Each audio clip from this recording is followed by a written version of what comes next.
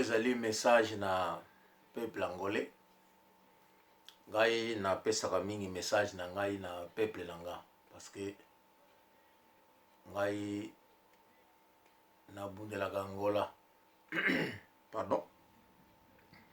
Message na ngai ezalaka mingi adressé na peuple angolais. Mais en tant qu'Africain, na lingaka pe ba pays mususu africain ezali na kimia. Donc ceux qui ennemi aza ko causer trouble na bamboka mususu na encourageaka yango te.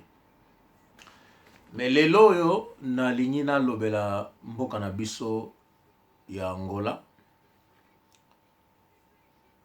Mais ekozala allégorique te. Donc ekozala kaka histoire moko pleine quoi. Eza na bino ba melemani bokolanda ngai bo réfléchir. Na koloba boye bandeko na ngai soki nga naza mokonzi. Supposons nazali président ya mboka. Naso diriger mboka. Alors bato yo nga naza ko diriger l'un des commandants ou chef de la police envoie les policiers chez mes parents. Et pas ba parents nangai et pas ba botinga maman nangai azalaka tata nangai azalaka to azalaki kozala. Donc ndako na biso ya famille bokomi kuna bobeti ba oyo bokuti kuna. Donc je parle de la police quoi.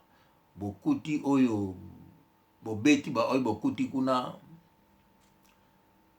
bopanzi ndako boke bosali kaka na banzungu oyo mama na ngai alambelaka to na nzungu mama na ngai alambelaka oyo ngai bipai na koleli. Et je suis le président de ce pays. Je vous assure, dès que le message n'anga est comme l'anga va vérifier que oui, ma mère me confirme que non, les policiers étaient ici et ils ont fait ça. Marmite kuti yangoana. Biso ba Congo, toyebi, soki basali acte wana na nzunga mama na bino. Vous savez ce que cela signifie. Nako limbolela binote parce que tina na limbole yango ezate. Je pense que ba tribu mususu ba mboka mususu, moi je parle na biso ba Congo wana elobi nini, c'est grave. Soki basali acte ya bongo na ndako na bino batu wana basali yango batineli bino message parce qu'ils pouvaient tout faire. Bako buka ndako basali mabeko bango balingi bazwi biloko ndako bazwi bambongo. Mais ba préférer basala kaka na nzungu biloko kolia. Oyo mama na yo alambela. Ngai soki naza président ba confirmer ngai yango. D'abord le commandant qui a envoyé les policiers ont exécuté. Donc ba sali appel il vient devant moi ba beti o masasi. Et tous les policiers qui ont participé à cette à ces crimes, tous exécutés. En tant que président Mboka na ko exécuté bino. À moins que bon, ils ont la ndoto hein, ils ont la ndoto que na loto na ndoto. Bon. Na ko lobate que non, peut-être président na ko consulter. Bon, je n'ai pas de expliquer. Ce que na président ya pays acte wana salé le biso. Et ça veut dire en tant que président, nous sommes tous exécutés. Tous exécutés. Donc, on a commandé à la police, je t'appelle, j'ai fait appel, le commandant il est où? C'est toi qui... Oh non mais... Donc, moi je regarde. Et puis, la police, tout le monde participe qu'il vous serez tous exécutés. En tant que président Yamboka. Donc, on a ça parenthèse. Bande konangai... Soki... Il cambe salamité, alors il fait la ndoto. Donc il fait la gale comme ça la ndoto. Bon, le président il existe en été. Na lobika on des parenthèses na sali. Bon, bande konangai na lingna lobelika moko omoni Congo na ba 1885 tango Congo belge a comme ici Congo état ya bango bauti na Allemagne kuna basala ki ba réunion bango mindele comme sont des mauvais, vous les connaissez tous, vous le savez tous que bazaba tout monde ba sont des démons. Alors ba comme na idée que ba kabula ba pays africain wana donc Congo comment qui reconnu maintenant état belge ya roi belge ya Belgique. Alors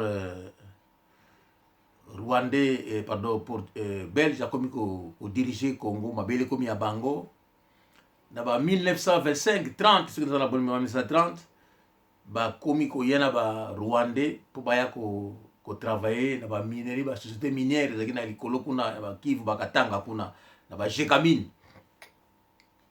pardon tant au belge azoya na ba Rwandais a salaki bango ba identité na ba 1930 35 a salaki bango ba identité comme Rwandais parce que ces gens-là étaient des Rwandais. Alors lokolo ba na mboka mususu na mboka Congo, il fallait qu'on identifie parce qu'ils étaient des étrangers. Donc les Belges avaient fait des identités pour na Batouana. Batouana, bakota qui te qui Congolais, non. Bakota qui attaque Rwandais. Avec le temps, Batouana, bah commencer à la kuna d'ailleurs Rwandais, ça la nini, azwa ki Batouana, c'est bah on mi konzi, comme ça, bah Congolais bah subordonné, subordonné, bah y a bah Rwandais wana, donc bah Rwandais bah commander bango. Ezaki système moko belge utilisaki. Alors Batouana bavandi na mboka na bandi ko s'installer ti Congo komi indépendant. Batouana baboti, Batouana bakomi tina Kisasa. Avec le temps na basali université Lovanium, bato mususu bayaki après, ba Rwandais mususu bayaki après, bakele université Lovanium. Basali ba classe, ba mususu s'installer na Kisasa. Mais ces gens-là vivaient toujours comme des Rwandais. Bazalaki ko vivre jamais comme ba Congolais. Ti lelo oyo ba Rwandais wana ba comprendre ezaleli ya Congolais ba botoli ba mboka. Aujourd'hui, ils commandent au Congo. Pona nini na pesi exemple oyo? Na pesi exemple oyo na peuple congolais, peuple angolais. Boye ba ke soki moto aye na mboka na bino akomi akosiki te nazali angolais. Mais en réalité moto nazali angolais te. Donc moto wana azali moto mabe. Donc moto wana aye na ba intention ya mabe. Moto ya bongo tango bokangi ye il faut que exécuter ye. Moto wana bazwaka te bozongi se na mboka ne pa utaki te. Ayaki déjà na makanisa parce que d'abord il avait menti na solité na ye. Po avira makanisa mabe. Tango abandi ko sala mabe na mboka na bino bokangi bango, il faut ko boma bango.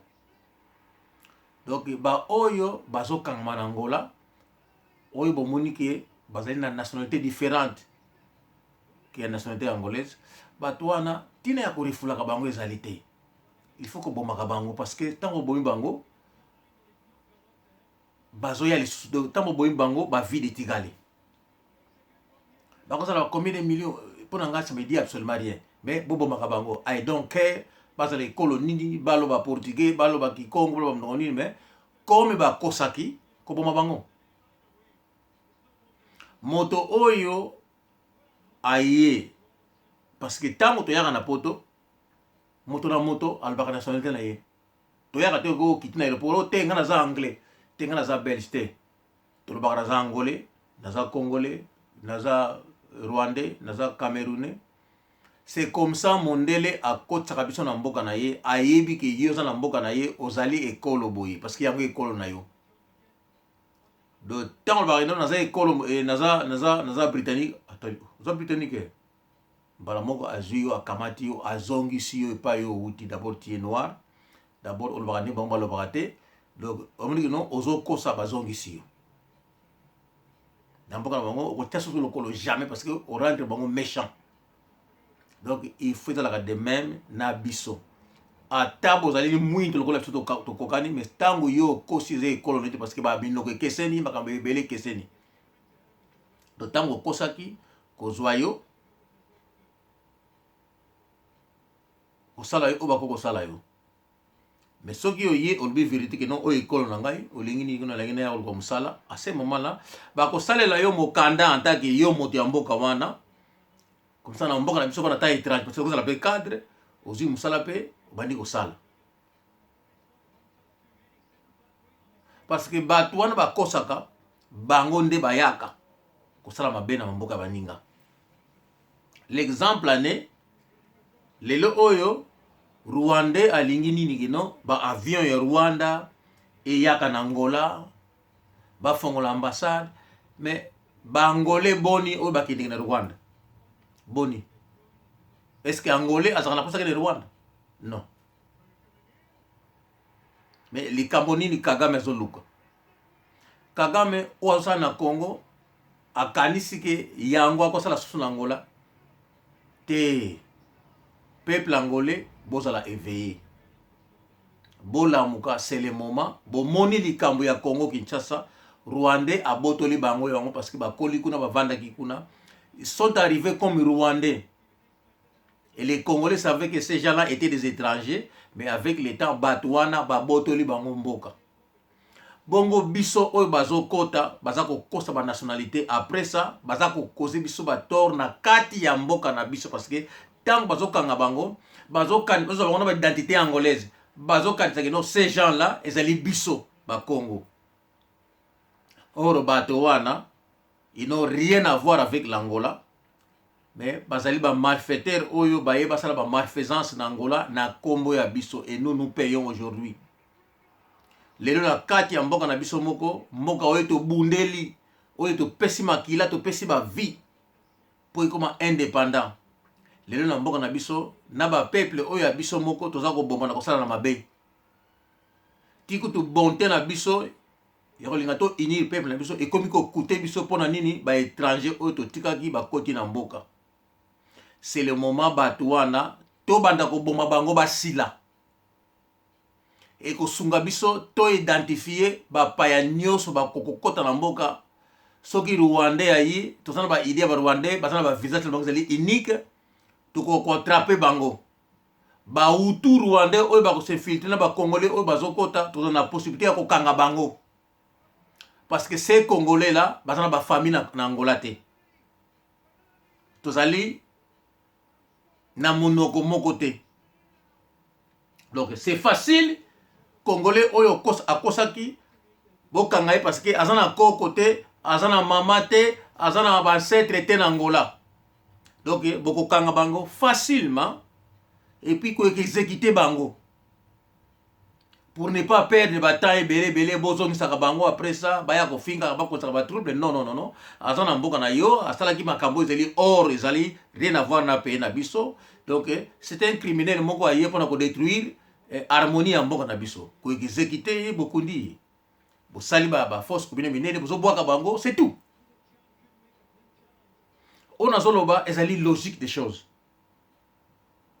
Celui qui ne réfléchit pas à quoi il finga nga na ko répondre même pas parce que je n'ai pas le temps à répondre. Parce que ezali mabele ba wela kayango mabele ba teka kayango te. Alors moto oyo akokota na mboka po atrouver ordre ya mboka na biso po mabele na biso yebe ba piso kufa moto na bomaka ye moto wana batika kayete nazo parler sur logique des choses et c'est qui ba réflexion mingi te et c'est kaka yo moto na mayele oyo ba ko réfléchir donc nazo parler na ba principe po na ko batela mboka na biso Angola donc biso ba angolais tozo ba exemple na oyo esalameli Congo ndenge Rwandais abotoli bango yango. Donc Rwandais oyo ayaki en tant que Rwandais avandi aboti bana en tant que Rwandais aboti bango mboka bongo ba oyo bazokosa toza accepter que ba angolais qui ne sont pas angolais kasi toko pesa bango chance ba ko boto la biso mboka toko koma loba mbwa na soki wana na pesi mbote na libota mobimba na bangolais ni surtout oyo ba comprendre le message na ngai c'est simple. Et la collaboration en portugais. Ciao, ciao.